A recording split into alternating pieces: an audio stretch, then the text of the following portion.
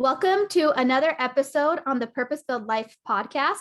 My name is Ashley Stratton. I am your guest host for a special series where we are interviewing moms who are pursuing a passion, a goal, or a business, and still trying to put their faith and family first. So we have today with us Laura Cragun, and she is my last guest on this series. So I feel like we are leaving with a grand finale. So I'm super happy to have Laura with us here today. So Laura, why don't you go ahead and tell us about you and your family and any goals you have accomplished in motherhood and the business that you run. Great. I'm excited to be here. Thank you. I didn't realize I was the finale. Yay. Yes. I feel honored. But I'm Laura Cragun, and I am an intuitive eating and body image coach.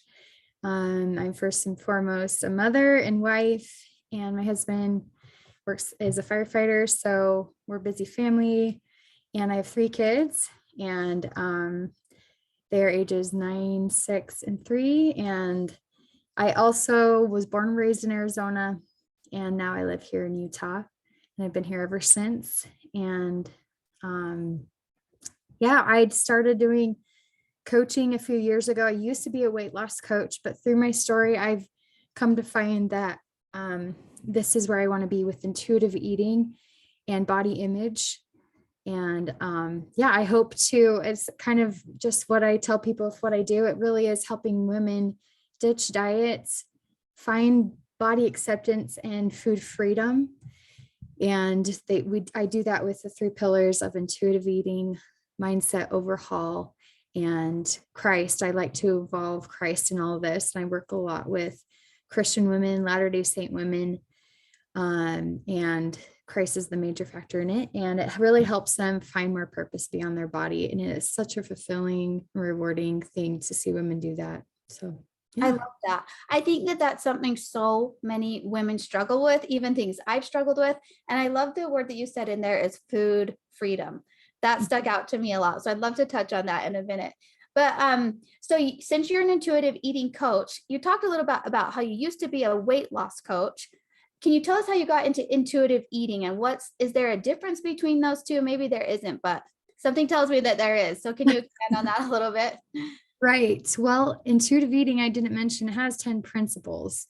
And so there's a lot to it. And I really feel like it's the only modality that I found 2 things: that it is in line with God. I was always looking for something that was really in line with God, that would be out of good books and resources out there.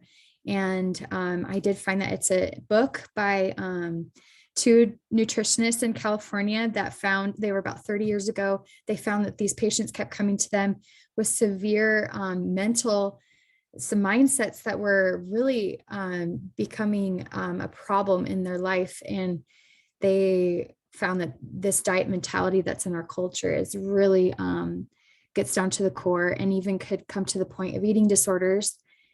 And they founded this modality, found the 10 principles, and it includes hunger and fullness and satisfaction. But it's also is, I feel like, second, like I was going to say, it's a modality that incorporates body image and body love and acceptance, that I just feel like it's hard to really find that, but that's where I found it. And I used to have my own eating disorders, and I've had to come a long way of figuring that out. So it's been a really great modality. I'm really glad I found it. And I read the book actually 5 years ago, back when I was, I've always been very healthy. My husband is actually was a personal trainer on this side for a long time. So we would work out together. We loved it. He would kind of train me. That was kind of hard to do, to train your own spouse. Yes. I would kind of fight him back, but I've always been into health and fitness, and it's fun, but and I wasn't ready for it at the time. Until later on, I was really glad that I knew where to go to, and I really hit that diet rock bottom. So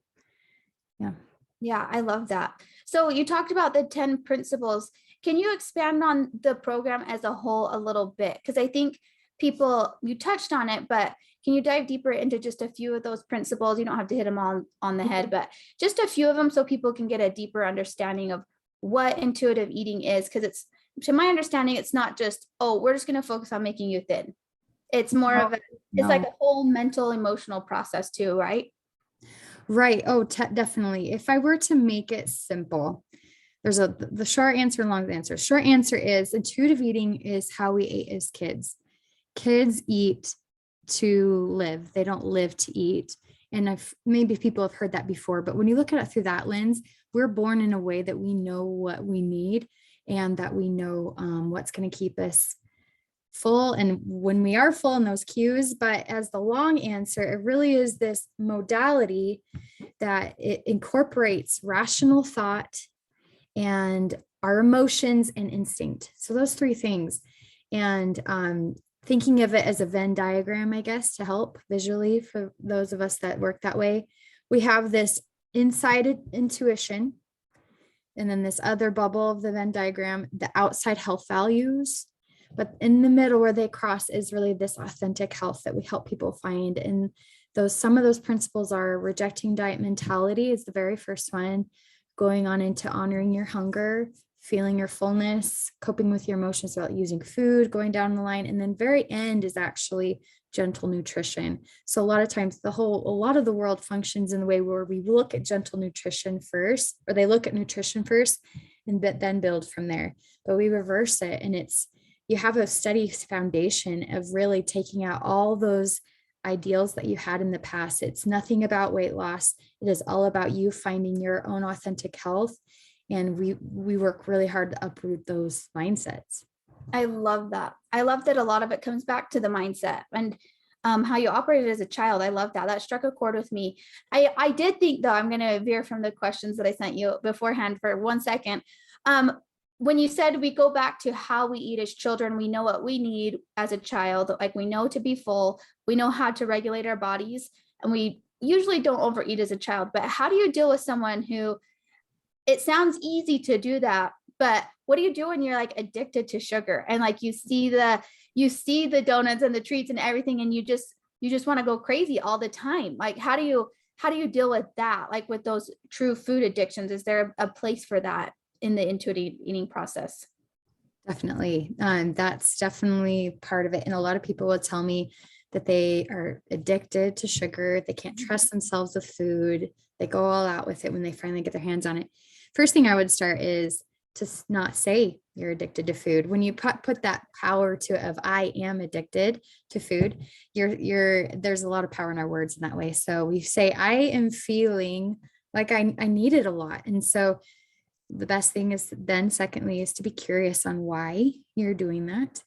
And I talk about something called attunement, and really what is out of tune in your life so that you become in tune with yourself, because there's really no reason that your body wouldn't necessarily do that unless there is something that is needing attention and help. We're kind of getting our wiggles out just with the sugar because we're not letting our true needs be seen somewhere else, whether it is you are overly busy, or a lot of times for me in the past, I would binge because I didn't have enough nutrition in me. So I figure out that with my coaching, that's what they need. And last thing, with, like you're saying, little children, to just touch on the aspect of the gospel in Christ, is that I found that with that scripture, that as we become little children, you shall inherit the kingdom of heaven. I feel like if we can literally take that, even with this aspect, because God even cares about our health, if we become his children, be humble and see food for how it is, to help us just have the nutrition we can to then take our bodies forward and do the things that we need as children do. They eat to just live, that we will be blessed, and God will help us figure that out. I love that. That's what I was going to ask you next, is how does God fit into your program? Because I know that's a key part of your program, but I feel like you answered that beautifully right there. Is there a common thread that you've noticed most people struggle with on their health journey?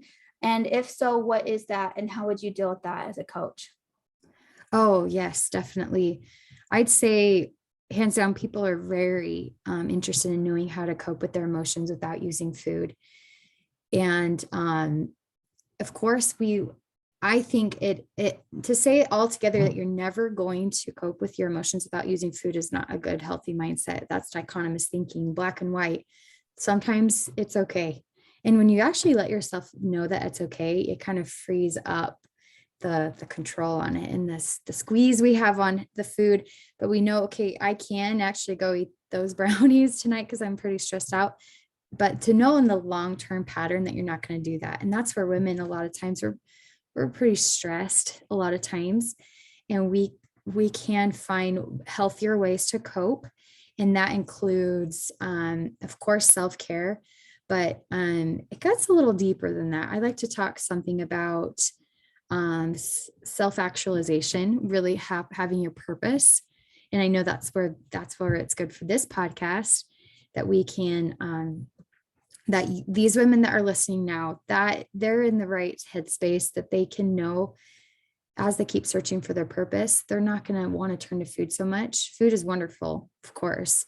But I want women to find more purpose beyond even food. And next, we haven't talked much about this idea of beyond their body and just finding the way that they look and that the acceptance that they need and need to be validated from others. That's not where we're at. This comes in the form of the beauty industry. This comes in the form of the whole diet culture I was talking about. And it's really interesting as your eyes are open to it, you can see more and more that you can cope with the emotion by seeing and validating yourself. If you're feeling invalidated, you can start with yourself. So there's a lot to it, but that was where I would start, is being in tune first. And then we can go into what they can do to make themselves more fulfilled. I love that. I love that you're not just treating the diet symptom of your overweight. You're treating the person as a whole, the emotional side of them, the spiritual side of them, and the physical side of them, and the mental side. It's almost like you hit all those things on the head, so that when they do get fit and healthy, they're able to maintain that because they've taken care of themselves as a whole. Is kind of what it sounds like, which I absolutely love. Mm-hmm. So I sometimes, for me at least, starting the eating journey, starting to get healthy, it's especially hard for busy moms, it seems. A lot of women want to get fit and want to lose weight, but I have found at least that one of the struggles is finding the time to make healthy meals, finding the time to exercise. What advice would you give to a busy mom who's trying to start her fitness and health journey? Oh, definitely. I'd say, well, let me say it in the form of a story real quick, just a little bit about my story. And sometimes you're forced to finally find that. And I know a lot of women might be there. Maybe they're starting to have some severe anxiety, depression, or a lot of times women start to have the autoimmune diseases. Things start to come out if we don't focus on it. So, and not to be in a fear base, but if you don't take care, it will come out at some point. For me, in that story, was I hit that diet rock bottom, of course. But even before that, I was severely depressed and suicidal, and I had to go to a rehab for a whole month away from my family in 2020. And once I came out of that, I realized, okay, now I'm not in survival mode. There was a lot of traumas and a lot of things with marriage and having to be at home for so long, and my husband working a lot. And I don't have family nearby. So all that, and I think a lot of us can understand there's a lot of suffering in life. But after I was out of survival mode, I realized I still had the eating disorders that I needed to take care of. So I went to an outpatient facility to help me. And I learned about intuitive eating again. I learned about the mental overhaul I'm talking about, where you're taking apart those seams, like a seam ripper that you use when you sew. You're breaking up with your past thoughts. And with women and helping them have that journey to fitness and health, wherever they're at, if they're doing pretty well and they just know they want to get better, that's coaching, of course, is you're in a good spot, but you want to get better. That is awesome. You want to get curious on your why. Of course, curiosity is always where you want to start. And I love that aspect on why you want to do that, and finding the way that's going to work for you. I believe that intuitive eating works for everyone. But to really take a look on maybe where your mind is on the diet culture. Are you doing this because you do want to lose the weight?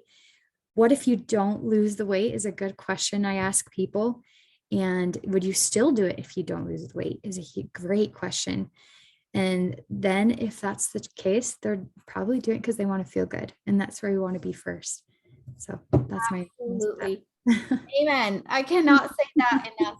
I've had my own journey with that on health issues coming out because I've ignored what my body really needed. And then that manifested itself in other physical illness. And so I just think you're speaking so much truth in that we have to take care of ourselves as a whole. And look, are you going to try to get healthy on all levels? And even if you don't lose the weight, I love that question.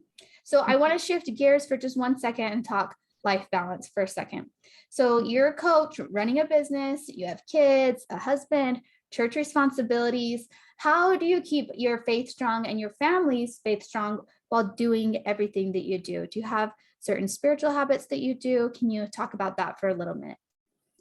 Great. What I have actually talked about recently, if anyone wants to go back in my story and my posts and Instagram, there's a reel I've done and I talk about balance. And this is the story. This is the aspect from Elder Bednar.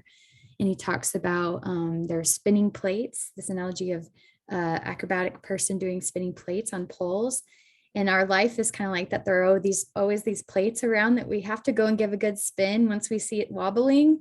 And I've noticed that recently with certain aspects in my life. So he said, and I thought, hallelujah, this is correct, that he said there is no perfect balance. It's not possible, because at any point one plate is going to be wobblier than the other. So for balancing, I love to think of that idea of the small and simple things, basing scriptures. I have these few scriptures that I keep close to my heart that really, I feel like, help me. And that's one of them, knowing that you eat an elephant one bite at a time. You do small and simple things, and you reap what you sow, and you put in that work over time, and you go give whatever thing is the most wobbly the good spin. And that may look like today you need to just take care of your throwing up kid. That was me a couple of weeks ago. Yeah. Or you actually are feeling this push and need to do more collaborations with business. And that's sometimes kind of what I've been doing lately. Or a lot of people I've noticed even on the social media platform are actually taking a huge break in July. And I think that's great. So whatever it is for them, the next right thing, to focus on that. And that's been helpful for me. I love that. I love the small and simple things. And sometimes you have to take a chunk of time to work on and spin one certain plate for a certain amount of time. I love that. So do you involve your kids or your family on any level in your goals and your dreams? And if so, how? Yes, they're very great at letting me have my time. How I involve them, and also means as I'm doing the fun of going out and meeting people, I may just do a group date with other women that have their kids along. They come with us sometimes, or in other times they may see what I do and I come back. So for example, I went to a hula dance class recently. I wanted to do it for the fun. Plus it's also networking and I knew her, she's a coach. I knew there were going to be other coaches there. So and I also just really wanted to have some fun, and it was really fun. And it's Jade Kahula. She does the hula dancing. I don't know if you've heard of her, and she does, she's here in Utah, and she's all about embracing the jiggle. So I knew, I'm like, I get you, girl. We're connected. We understand the same things. We talk about the body acceptance together. So I went to that and I learned to dance, a little dance. And when I came home, I was like, hey, I want to show them this dance, even though it looks kind of funny and that they have never seen me dance that way. But my little girls, I have two little girls, my oldest boy, they were just mesmerized. And afterwards, she came up to me and said, Mom, you're so brave. And it really melted my heart. And even my husband afterwards was like, I think I just fell in love with you again. It's like the girls love you and they look up to you, because I'm going out to do stuff. I can bring it back home and share with them. And I hope that they would do that with me as kids, that they go out and they come back and share, and we're always connected. That energy is still there. We have this really strong tie as they're out, but when we all come back together, we share and we're together. I love that. I love that. And sometimes I love it too. I love that you painted the picture. Like, I went out and did this fun thing and your kids didn't come with you, but you brought it back home and shared with them.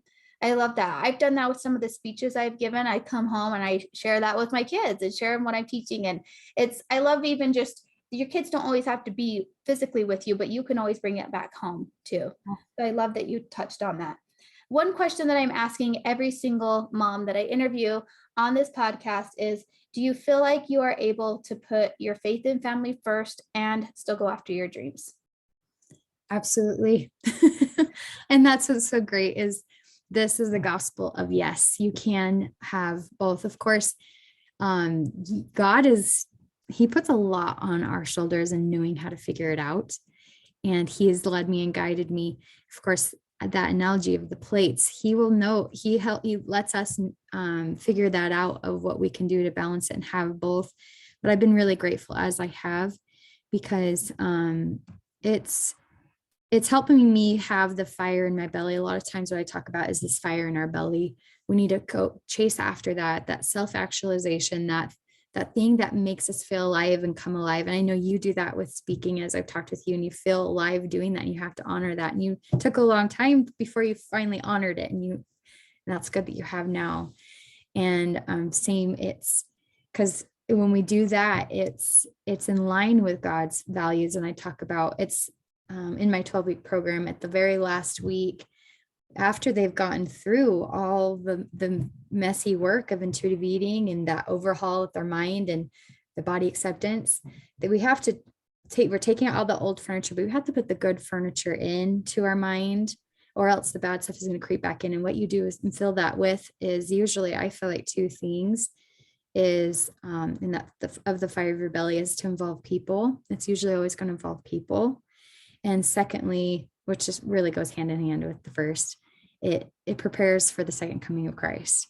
And a lot of times that's how it works. We prepare for the second coming of Christ by involving people and loving them and bringing them closer to Christ in any small little way you can, big or small, and your own talent that you have and your strength that you have, that God meant for us to have a purpose. And it's going to be messy. It's going to be hard, but you find it along the way. I'm still trying to figure it out, still more and more every day, but just having that trust that God will help me along the way as I put forth my effort. Yes, I love that. I love that you talked about it. Even preparing for the second coming of Christ begins with people. And I think when you love what you do, it naturally attracts people to you. And I just went to the National Speakers Association conference, and they said, find your vibe and you'll find your tribe. And so I think that when you are living true to who you are and you have your own vibe, like the hula girl and embracing the jiggle, I think that other people will be attracted to that. And you can begin to develop a relationship and lay that foundation of love, which could then lead to bringing people to Christ. So I absolutely love that you brought that up. If you could give one piece of advice to another mom going after her dreams, what would that be? I would say keep God close. And I think that's a lot of what the prophet is saying right now. And even just with those that believe in Christ, he wants to be a part of it and to involve them, to get quiet sometimes and knowing what that is. It won't be a big answer. Sometimes you won't even find the answer necessarily, but it all will work out in the sense that if you keep him close, that it's that he's along there with you. And of course, people still have success without him, but do you want to know him? Because that's how relationships are, is to know someone and to be fully known. And so as you get to know him, he'll get to know you, and you kind of form it together.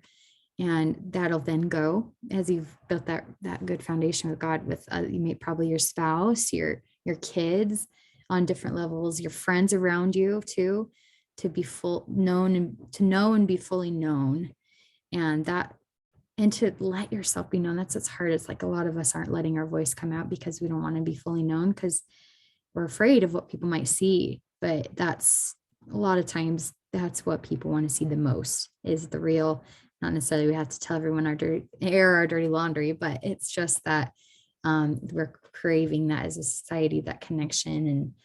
And I feel like a lot of people, we're all together. Like being truly alone really is being a room full of people and not people not really knowing you and you not really knowing them. So as we can break through with that and have that connection better, you involve God close to help strengthen you and give you that confidence along the way to do that. Yeah, and let him guide your path. I Mm-hmm. love that. Is there, looking back on your whole journey as an intuitive eating coach, as a mother, going after your goals, as you look back, is there anything that you wish you would have done differently? Oh, that is a hard question, because that's like, oh, here's the ugly part. I did get into a space where I was a workaholic for sure. And I used it as a way to buffer. So as a good analogy, I like to use stories. Everyone has a hole in their heart, and that's okay. Actually, we're born with it. God made us that way. Or at least we came here to earth that way. Adam, the fall of Adam, but a lot of us will fill that hole, and it'll just kind of, and that could be in the form of course, eating a lot of sugar, form of scrolling, the form of people pleasing is a big one. Even for me, like I'm saying, the workaholism, throwing that into that hole, and it goes into a dark abyss. It never satiates the hole. So for me to tell that advice to that person is to really find the right thing that is going to fill that hole. And I can almost guarantee you that it's going to be Christ. And it's not just him himself, but what he stands for. And he stands for love. And so finding that love within yourself, love for others, and love then turns into forgiveness, turns into compassion.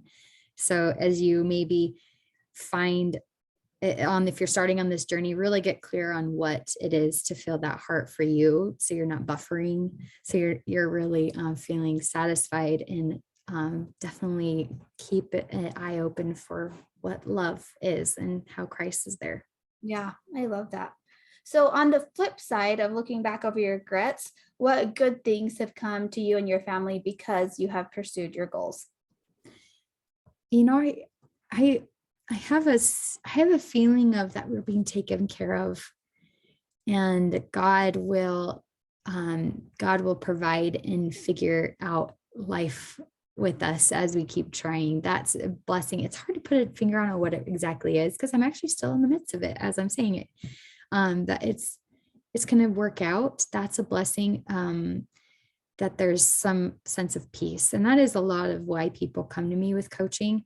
And like you even mentioned, the thing that really stood out to you is freedom, and freedom is very close to peace.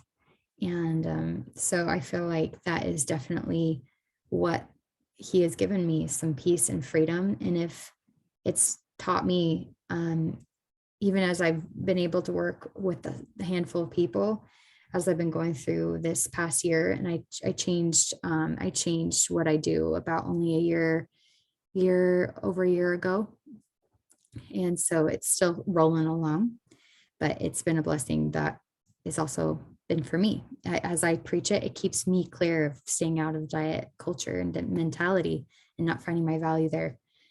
And so that's, yeah, I think that would be helpful for them. I'm glad that you're wrapping us up with the food freedom thought and that you touched on that.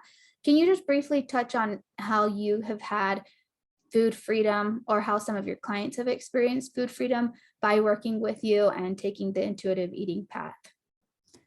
Right. I'll use two client examples because they were very different, but of course the same. One gal, by world standards, being overweight and binging and not having what she felt like the trust or control around food.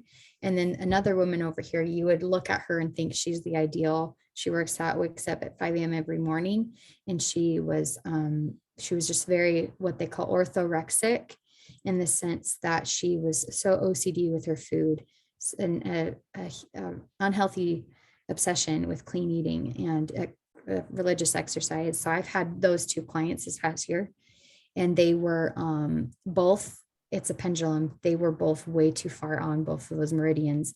She still needed some structure, but she still had all those mindset things that she was mentally restricting in her mind, that she would never get to have all the food that she really wanted, because she would restrict it in her mind. She wasn't on a formal diet. And her over here being on formal diets, that she wasn't in a good place either. She constantly thought about food, and it took her energy and our time and our thoughts away from things that matter most. So what we do is we bring that down to the middle of the freedom of the letting go. As we let go, it does actually happen and work out. It's a Chinese finger trap kind of thing. The more we pull, the harder it is on us. But as we let go, and there's still some patterns and ways to help you, of course, with knowing what your cues are, specifically these logistics, and even making sure you satisfy yourself in certain foods that you may want and need. But definitely there's just those things in the mind that you have to let go and have the freedom, knowing that you can have the freedom and believe it. So it's a combination of the mind and the logistics that really help get to that freedom. I love that. I love that. I love that this is truly healing the person as a whole. It really, really resonates with me. So my last question for you is, where can people find you, any of your services, and just connect with you or follow you if they'd like to do that? Yes, I'd love you to come follow me on Instagram if you just want to do that first. I talk about things over there, I'm trying to make it simple and easy. I'm kind of a minimalist in a sense, try to one step at a time learn, because this is a big thing to learn. But I also have a podcast myself. It's the Latter Day Intuitive Eating Podcast, and I'm on there every week. And I have my 12-week signature course is what I do, is my Latter Day Intuitive Eating 12-week program. And it is coupled with my course that I do. So you're learning the material on your own, but we come together every week going through those problems. I did that on purpose so that we don't waste valuable time. We get to the problems that are going on and what you need help and coaching through. And but you can just buy that course standalone as well if you don't want to put more of that investment towards a coaching and a workbook. Even here it is. It's my 14-day workbook. If you want to just even do something for $20, it's about 19. Something if you want to dip your toe into it, it's a 14-day workbook to learn intuitive eating on your own. So those are. Do you have a website where people can find that, and your Instagram handle? Can you tell us both of those things? Yes, it's both just lauracragun.com and at Laura Cragun, and it's LauraCragun. Awesome. Thank you so much, Laura. And that will also go out in Connie's newsletter, and we'll share it across both of our social medias so that people can make sure they remember how to spell that and how to find that. Thank you so much for taking the time to be with us today and share your knowledge with us today. You're welcome. Thank you for having me. Thank you.